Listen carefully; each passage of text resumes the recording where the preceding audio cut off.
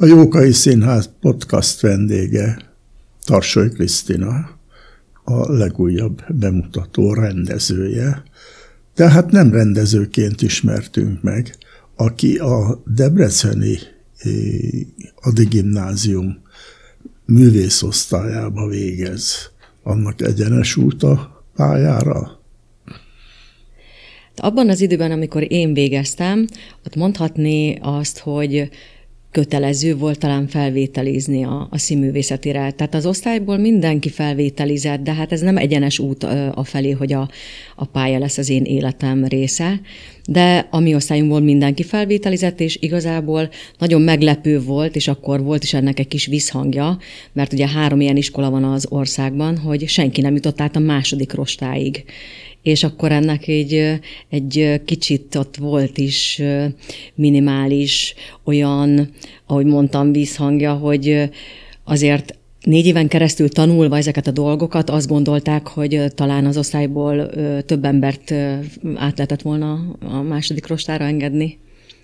De hát ez így alakult akkor. Úgyhogy én a gimnáziumból felvételiztem a Kossuth Egyetemre, ott Debrecenbe, lengyel szakra, mert lengyelből érettségiztem, és nagyon szerettem, és mivel nagyon kevesen tanultuk, olyan volt, mintha magántanárhoz jártam volna, abban az időben nagyon jól beszéltem lengyelül, most már sajnos ez nagyon passzív tudássá vált, és a felvételi, amikor megtörtént, akkor utána nyár végén kiderült, hogy van itt egy pótfelvételi a színházban, a színházi iskolába.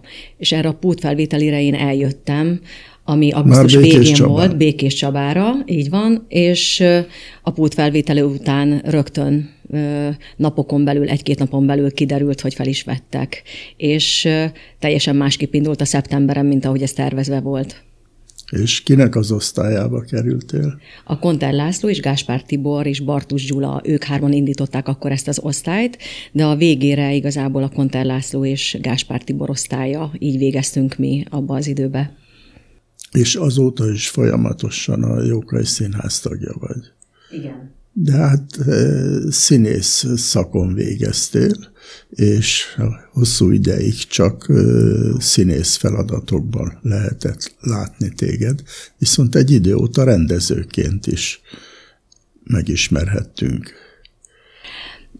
Valahogy így jött az életemben, mert jött egy lehetőség, amit én elfogadtam. Mi volt ez a lehetőség? Ez a lehetőség az volt, hogy amikor a Fekete Péter itt igazgató volt, akkor az én kisfiam akkor 1,5 éves volt, amikor Vörös Sándor egy meséjét kellett színre vinni, és ő megkérdezte, hogy nekem így, mint aki éppen benne vagyok ebben az anyai folyamatban, meg a gyerekekkel való kapcsolódásban, mit szólnék hozzá, hogyha ezt a lehetőséget nekem ide adná. És én igazán nem is nagyon gondolkodtam rajta, mert olyan ötletnek tartottam, amivel élni kell. Mert tényleg akkor az életemben az volt, hogy 1,5 éve, 2 éve otthon voltam, és azt gondolom, hogy egy jó megmutatkozási lehetőség volt, ráadásul én ezt a kisfiammal végig élve rendeztem. Tehát itt volt velem Bence, és így jött az életembe az első ilyen rendezés, ami szerintem nagyon jól sikerült, és mindenki, aki benne volt, ők is, és én magam is egy nagyon-nagyon-nagyon fantasztikus alkotási folyamatnak tartom az életembe. És mi volt a következő rendezés? A következő pedig a Két összeillő ember, ami Szécsi Pál és Domján Edith szerelmi története. Itt egy pillanatra álljunk meg, mert az első rendezés és a Szécsi Pál féle produkciók között azért történt valami. Te olyan jótékonysági tevékenységbe kezdtél, amely teljesen egyedülálló az országba, a kolléganőddel együtt. Sérült embereknek csináltatok produkciót. Milyen módon? Hát mi nagyon szerettük volna, hogyha ez a gála, amit mi megálmodtunk egy olyan 3-4 év ismerettség után, amikor kijártunk oda a lakóotthonba, amit Békés Csabán található a Degré utcán, és ott rengeteg fiatallal megismerkedtünk, beszélgettünk, pici kis foglalkozásokat tartottunk. Milyen társaság ez? Mondjuk el. Hát ők igazából fogyatékkal élő fiatalok, minden korosztály és mindenfajta fogyatékkal élő fiatalról beszélünk itt. Ez egy elég nagy lakóotthon, nagyon sok lakója van, és vannak nappalisok, akik csak bejárnak oda, és vannak olyan emberek, akik ugye ott töltik a 0-24 órájukat, és ők színházba járó emberek, akik kíváncsi voltak arra, hogy milyen a színházi élet a kulisszák mögött, és akkor igazából ez volt az apropó, ami kapcsán találkoztunk velük kint egyszer a lakóotthonba. És a beszélgetés az olyan jól sikerült, hogy mind a két oldalról megfogalmazódott egy igény nekünk is, és nekik is, hogy egy következő találkozás legyen ebből. És a találkozások végül is odáig, hát, hogy is mondjam, jó értelemben fajultak, hogy ez olyan rendszeressé vált, hogy arra gondoltunk, hogy mi lenne, hogyha lenne egy ilyen kis színjátszó csoportot kint a Degré utcai lakóotthon fiataljai között is, és így kezdődött ez az egész. Majd egy ilyen nagy álom, ami az volt, hogy egy egész estét betöltő gála műsort tudjunk létrehozni közösen.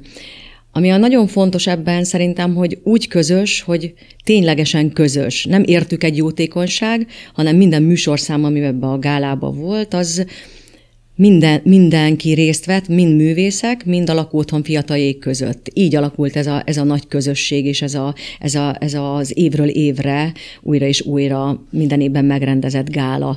És ez nekünk azért nagyon fontos, mert mi láttuk az utat, ahonnan elindultunk, és azt is láttuk, hogy a nyitottság, a közvetlenség, a világra való rácsodálkozásuk és az emberi kapcsolatukban való működésük is változott, ezzel nyitottabbá váltak.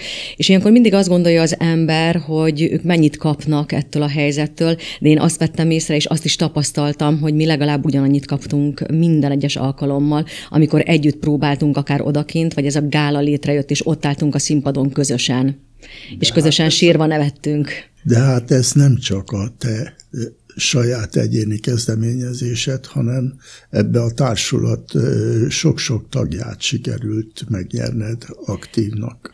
Igazából azt lehet mondani, hogy a legelső pillanattól kezdve teljes létszámmal az egész színház mögé állt ennek a dolognak. A háttérmunkáktól kezdve a díszlet, a kellék, a műszak, a hang, a fényosztály, mindenki, és természetesen a kollégák, akik, amikor ez az ötlet fölvetődött, és azt mondtuk, hogy próbáljuk meg, és nézzük meg, hogy mi lesz ebből, akkor ott álltak velünk, és ők is kijártak próbálni. És amikor az első gála megtörtént, és igazából azt tapasztaltuk, hogy ez mindenkinek egy ilyen feledhetetlen élmény, akkor a következő évben ugyanúgy igen mondtak erre a jótékonysági gálára.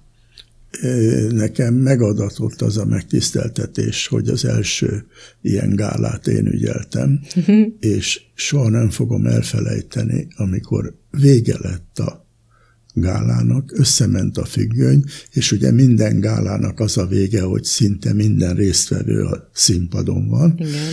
És Mlynár Pali bácsi bejött a színpadra, és hát hallgattuk a dübörgő tapsot a függönyön keresztül, majd egyszer csak csend lett, és megszólalt egy cérnavékony hang, hogy Pali bácsi, azért hétfőn jössz?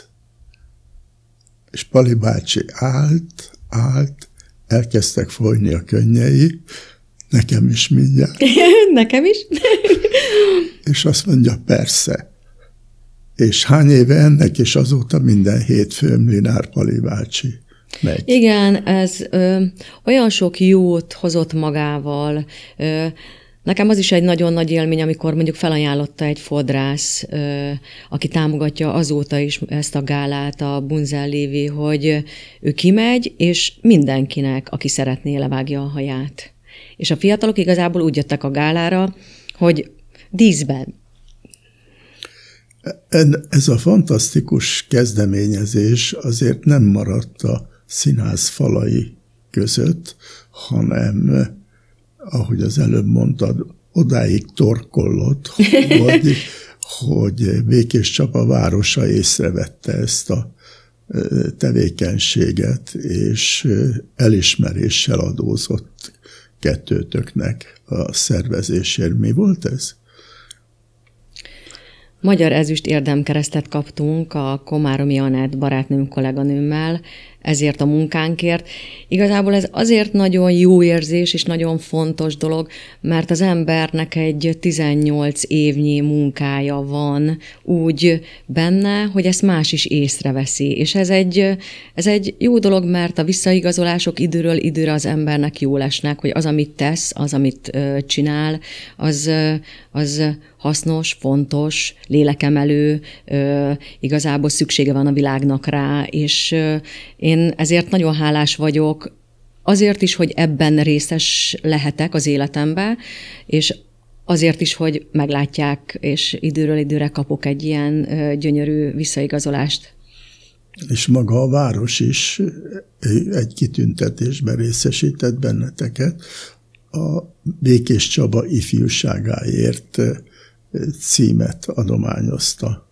Igen, látva ezt a munkánkat, előtte ugye kaptuk ezt a díjat, amit most említettél, és ez is arról szólt, hogy azok a fiatalok, akik kint voltak a lakóotthonban, és akikkel évről évre ott állunk a színpadon, ezt úgy kell elképzelni, hogy körülbelül 60 fogyatékkal élő fiatal és 40-50 művész közös produkcióját láthatják, ami nagyon sok energia, nagyon sok munka, és nagyon sok embernek az energiája és odafigyelése, és ideje, és szolgálatkészsége. Mind a kintlakókkal foglalkozók, akik a legtöbbet tesznek értük, és azt lehet mondani, ők mindennaposan teszik ezt, és mi, akik beleállunk ebbe, és létrehozzuk időről időre ezt a gálát, nekünk azok a találkozások és azok a próbák, amiket ott megélhetünk, az nekünk nagyon fontos. No, hát akkor most érkezünk el a következő rendezéshez, hiszen ezeknek a gáláknak a létrehozása, megszerkesztése, megrendezése komoly gyakorlatot igényelt, és így jött létre aztán a következő Jókai Színházi rendezésed, amit megszakítottalak az előbb. Mi volt ez?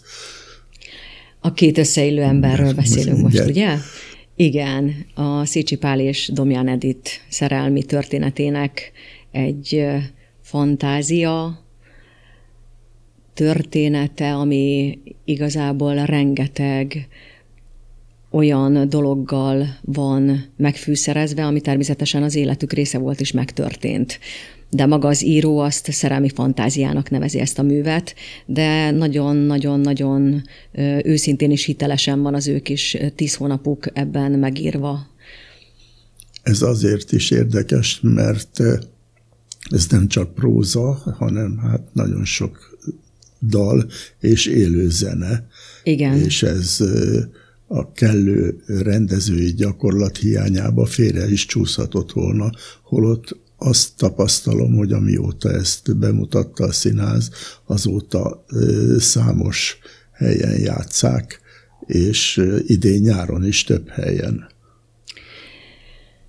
Nagyon sokat megélt már az előadás, úgyhogy én nagyon boldog vagyok ettől, és amit te mondtál, hogy, hogy ez egy ugye zenés darab, ami félre is viheti a dolgot. Én mindenféleképpen azt szerettem volna, hogy a zene magának a történetnek a része legyen, és hogy ne különállóan legyen kezelve, hanem a történetet vigye tovább, és nem gondolkodtam semmifajta koreográfiába vagy ilyesmibe, hanem egy szituációba gondolkodtam, amiben bele van helyezve maga ez a dal, és tovább viszi és görgeti a történetet.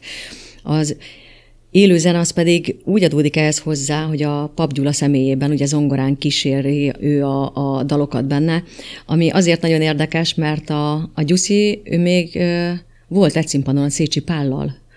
És amikor beszéltünk erről, hogy ő még részese volt annak az életnek, amiben ő fiatalon ott létezett, ez egy olyan jó, amikor vannak olyan találkozások, amivel érzed, hogy olyan, mintha ez is egy adalék ahhoz, hogy megteremtődjön ez a darab, hogy hogy ő lett kiválasztva erre a dologra. Hogy kötődés van igen, hozzá. hogy kötődés van, hogy kapcsolódás van. Igen. Az pedig, hogy szerintem a Robi mind fizimiskában, mind fizikalitásban, mind hangilag, mind megjelenésben nagyon hasonlít rá. Ez szerintem egy nagyon szerencsés helyzet, és a Robinak nagyon jól áll ez. Igazából onnan jött az ötlet, tőle származik maga a darabnak az ötlete, hogy nagyon jó lenne egy ilyen darabot, ő nagyon szeretné, hogyha az élete része lehetne egy ilyen darab.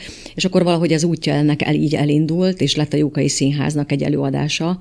És én nagyon szeretem magát a művet, mert szerintem a Csikós Attila, aki írta ezt a darabot, nagyon jó érzékenységgel és nagyon finom rezdülésekkel és nagyon jó dialógusokkal jeleníti meg ezt a történetet.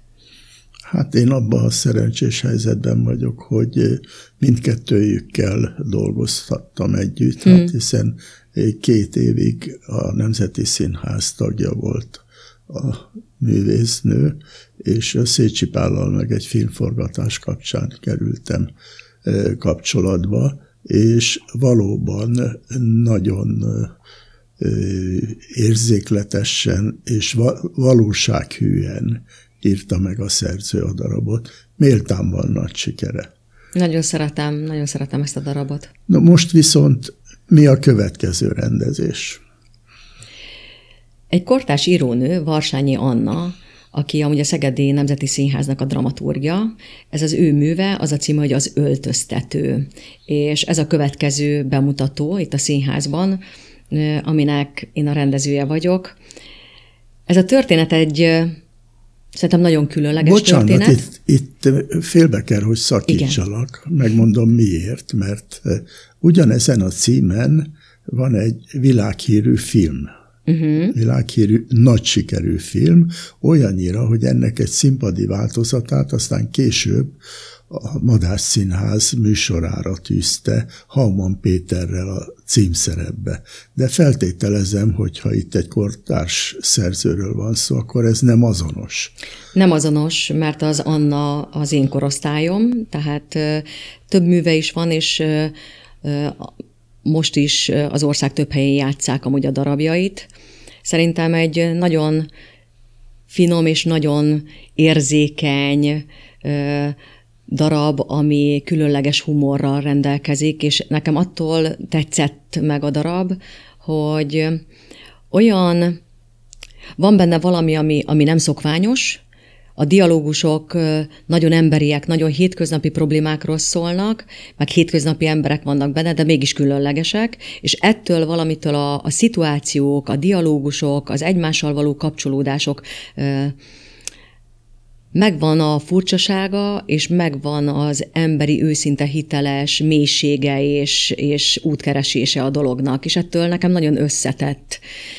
Én nem tudom, azt tudom, hogy olyan darabban tudok jól dolgozni, ami megszólít. Ezt, ahogy megszólít, ezt úgy értem, hogy amikor elolvasod, érzed, hogy van vele valami dolgod, hogy van benne valami, ami megérintett, amit szeretnél talán több emberrel is megosztani. Ilyen volt amúgy, ilyen szempontból mind a 3 mű, amiről eddig beszéltünk, amit rendezhettem, hogy mindegyik az elolvasás után valami olyan dolgot érintett meg bennem, amitől kíváncsivá tett, amivel szerettem volna dolgozni, amit szívesen egy munkafolyamat után megmutatok, odadok, hogy átélje a néző. Most rövidesen bemutatásra kerül a darab, ilyenkor nem illik semmit kérdezni, de hát azért annyit mégis, hogy ez hány szereplős darab? Ez egy 3 szereplős darab. A Stúdiószínházban lesz játszva, jobban mondani egy új térben, amit most fogunk felavatni, de tehát stúdió színpad, és intima téma, szerintem mindenki talál benne olyat, ami számára közösséget tud vele vállalni, vagy megérinti benne. Én nagyon szeretem, de való igaz, hogy most így a premier előtt nem sok mindent árulnék el róla. Nem is szeretném, hogy elárulj, de annyit azért sejthet az ember, hogyha ez egy vígjáték 3 szereplővel, akkor ebbe nagy színészi lehetőségek rejlenek. Mindenféleképpen. Úgynevezett zicser szerepek vannak benne? Nagyon jó karakterek vannak benne. Mind a 3 személynek igazán van mit mondani a színpadon és megmutatnia. És igen, nagyon jó színészi feladat mind a 3. Nem mondanám teljes értelemben vett így kimondottan vígjátéknak. Vígjáték amúgy a műfaja, de nem a tércsapkodós, és nem az a fajta vígjáték, hanem azt gondolom, hogy tele van az Annát ismerve intellektuális humorral, ami így végigmegy az egész darabon. És nekem ez kifejezetten tetszik benne, és nagyon-nagyon jó érzékkel és jó arányérzékkel tud emberi kapcsolatokat úgy ábrázolni, és dialógusokat megírni, ami nagyon színész központú. És emiatt a színésznek nagyon nagy feladata van benne. Így aztán maga a tér, azt gondolom, hogy nem is olyan hangsúlyos, a benne lévő embereknek a sorsa, és az, amit ott mutatni fognak a színpadon, az annál inkább. Kik az alkotótársak? Az alkotótársak, ugye az Anna, aki írta a darabot, mi ketten terveztük a játékteret és magát a jelmezt is. Így eléggé komplexen jött létre az, amit így ketten gondoltunk erről az egészről. Ugye ő megírta, én most ezt megrendezem, de mindenféleképpen kellett egy olyan találkozás, ami megtörtént nyáron. Én szerettem volna, hogy beszéljünk róla, hogy nézzük meg, hogy egy úton haladunk-e, egyet gondolunk-e róla, és ugye a 3 szereplőm, mondjuk el azokat is, hogy kik játsszák a szerepeket. Jó, tehát a Lajos, aki egykori öltöztető volt, ő a Lénárt László lesz a darabban, M, aki a szomszédja, az pedig Kis Viktória, és M-nek az édesanyja pedig a Nagy Erika. Így áll össze a 3 színész, és a zenéjét Bizják Gábor szerezte a darabhoz. Én szerettem volna, hogyha úgy tudok hozzá zenét választani, vagy nem választani pont azért, mert hogy különlegesnek érzem a darabot, és így el tudom mondani, hogy mit szeretnék hallani mondjuk a 2 jelenet közötti változásban, és ez így nekem így adta azt a helyzetet, hogy esetlegesen tudunk-e így együtt dolgozni. Hát izgatottan várjuk a bemutatót, és ahogy szokták volt mondani, toj-toj. Köszönjük. Köszönöm a beszélgetést. Én is köszönöm.